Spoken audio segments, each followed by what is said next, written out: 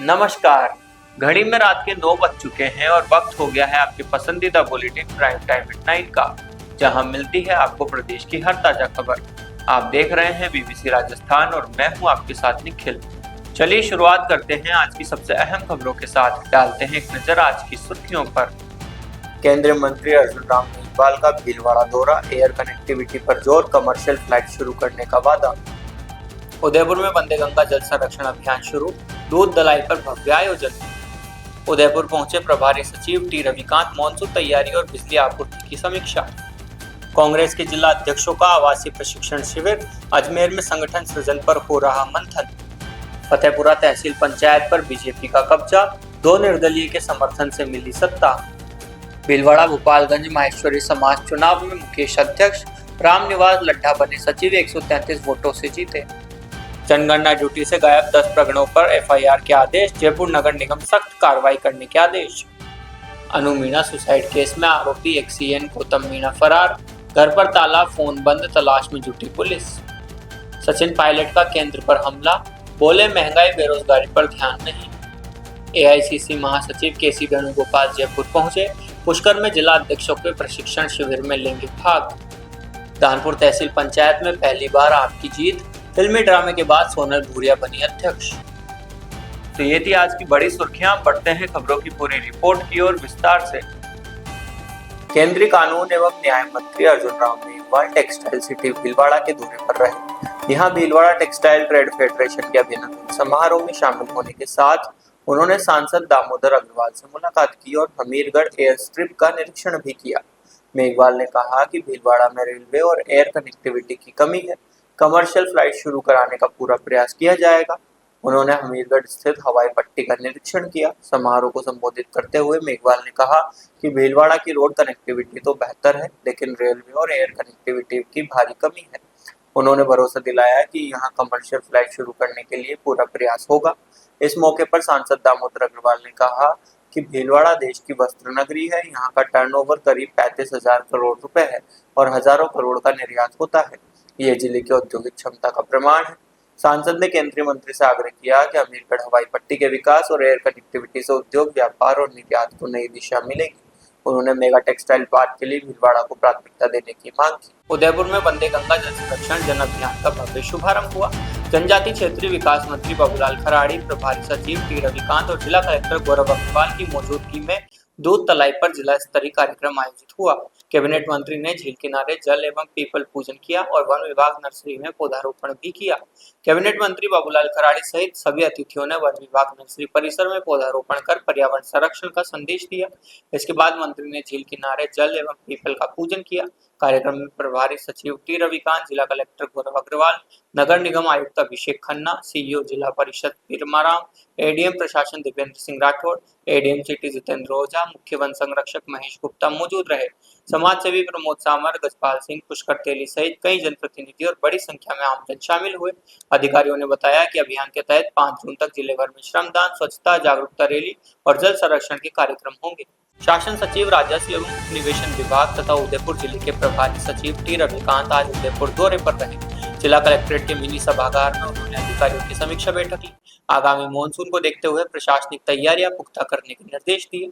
प्रभारी सचिव टी रविकांत ने बैठक में मानसून पूर्व तैयारियों की विस्तार से समीक्षा की। उन्होंने नालों की सफाई, जल भराव वाले क्षेत्रों की पहचान और आपदा प्रबंधन के इंतजाम समय पर पूरे करने को कहा। बैठक में जिले की विद्युत आपूर्ति की स्थिति पर भी चर्चा हुई। गर्मी के मौसम में निर्बाध बिजली आपूर्ति सुनिश्चित करने और ट्रिपिंग की समस्या रोकने के निर्देश दिए गए।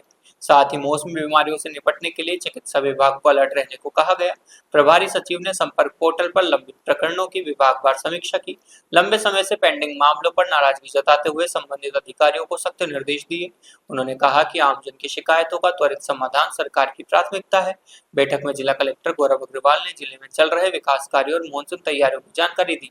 इस दौरान एडीएम दिव्येंद्र सिंह, गिरवा एसडीएम अबुला साई कृष्ण सहित जलदाय, बिजली, पीडब्ल्यूडी, चिकित्सा और अन्य विभागों के जिला स्तरीय अधिकारी मौजूद रहे। संगठन सृजन अभियान के तहत राजस्थान और दिल्ली प्रदेश के नवनियुक्त जिला कांग्रेस अध्यक्षों का 10 दिवसीय आवासीय प्रशिक्षण शिविर अजमेर में चल रहा है। शिविर में राजस्थान और दिल्ली के जिला अध्यक्ष शामिल हो रहे हैं। दूसरे दिन एआईसीसी प्रशिक्षण विभाग के चेयरमैन सचिव राव ने कांग्रेस की विचारधारा, संविधान, राजनीति और पार्टी की समक्ष चुनौतियों पर विस्तार से प्रशिक्षण दिया। राजस्थान प्रदेश कांग्रेस अध्यक्ष गोविंद सिंह डोटासरा ने संगठन सृजन अभियान और बूथ लेवल तक संगठन निर्माण पर अपना उद्बोधन दिया। उन्होंने बताया कि प्रदेश में बूथ इकाइयों, मंडल ब्लॉक, ग्राम पंचायत और वार्ड इकाइयों तक संगठन सृजन कैसे किया गया। डोटासरा ने हर स्तर पर कांग्रेस को मजबूत करने, बूथ मैनेजमेंट और कार्यकर्ताओं की मोबाइलाइजेशन पर जोर दिया। एआईसीसी के बामसी रेड्डी ने जिला अध्यक्ष के कार्यों की मॉनिटरिंग, मूल्यांकन और पोर्टल पर रिपोर्टिंग का प्रशिक्षण दिया। दिल्ली प्रदेश कांग्रेस के एआईसीसी प्रभारी काजी निजामुद्दीन ने भी अपने अनुभव साझा किए। शिविर में जिला कांग्रेस कमेटी द्वारा आयोजित कार्यक्रमों की मॉनिटरिंग और चुनौतियों पर भी चर्चा की गई। महासचिव व मीडिया चेयरपर्सन स्वर्णिम चतुर्वेदी ने जानकारी दी कि यह 10 दिवसीय आवासीय शिविर संगठन को जमीनी स्तर पर मजबूत करने के लिए आयोजित किया जा रहा है। गुजरात के फतेहपुरा तहसील पंचायत के अध्यक्ष और उपाध्यक्ष पद के चुनाव में भारतीय जनता पार्टी ने जीत दर्ज की है।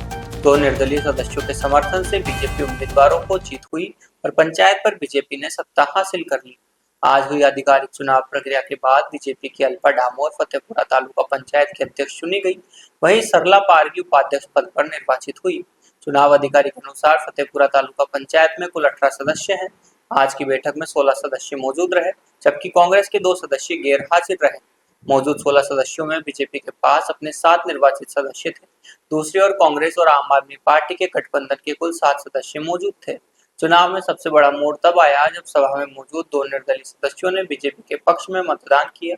इन 2 वोटों के बीजेपी के खाते में आते ही बीजेपी का संख्या बल 9 हो गया, जो विपक्षी गठबंधन के मुकाबले स्पष्ट बहुमत था।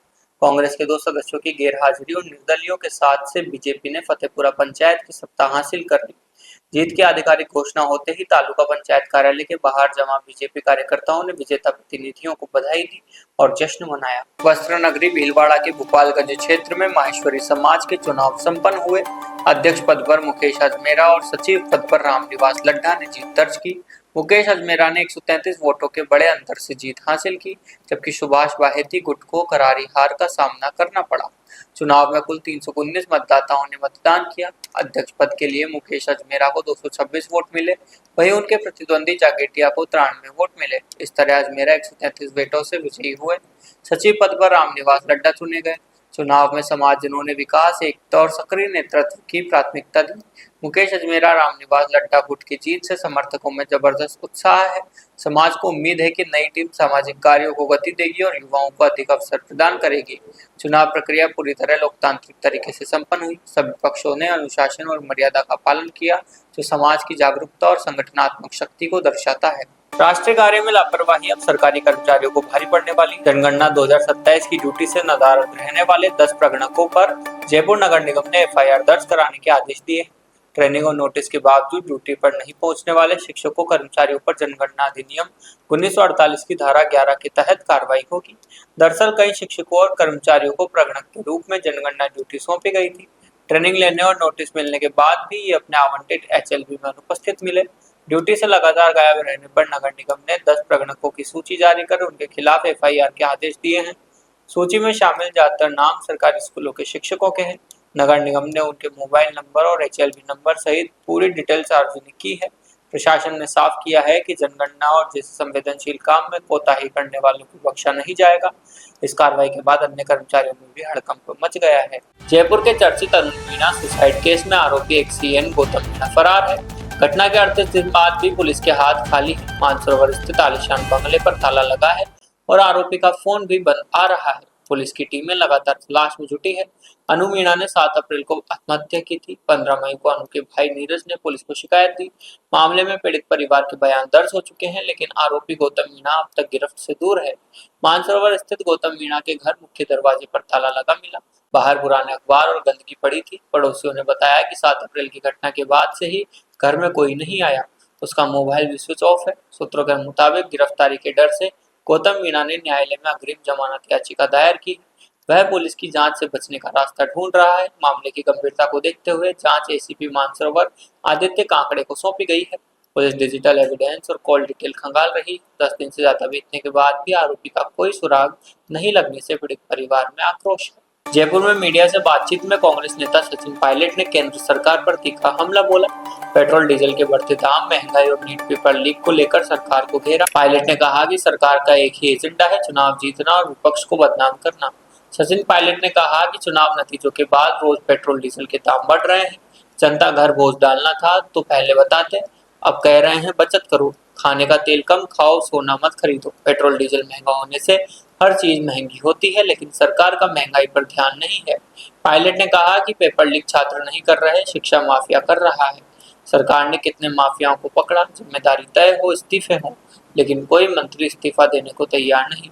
विदेश नीति पर बोले कि अमेरिका हमें डिक्टेट कर रहा है कि रूस से तेल मत लो, $500 बिलियन का माल खरीदो, ये बराबरी की नीति नहीं।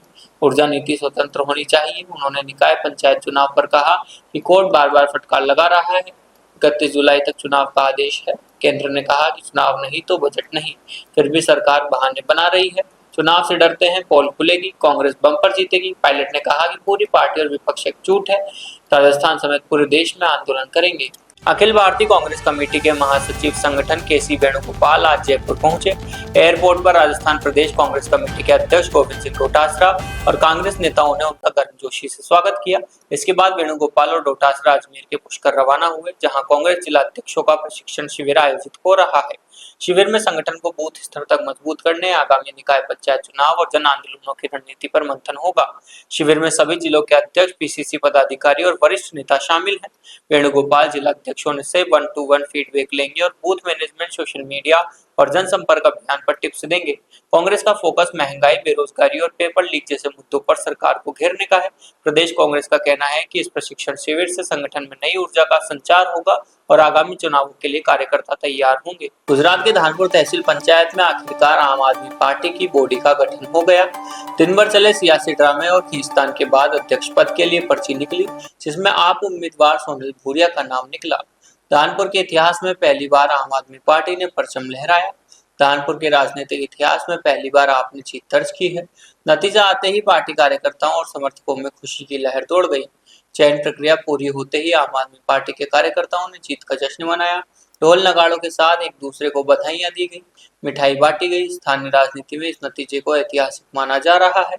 अब तक धानपुर तालुका में अन्य दलों का वर्चस्व था, अब आम आदमी पार्टी ने नई राजनीतिक शुरुआत की है। पार्टी के पदाधिकारियों ने धानपुर के मतदाताओं का आभार जताया, कहा कि लोगों के भरोसे और समर्थन से ही यह जीत संभव हुई है।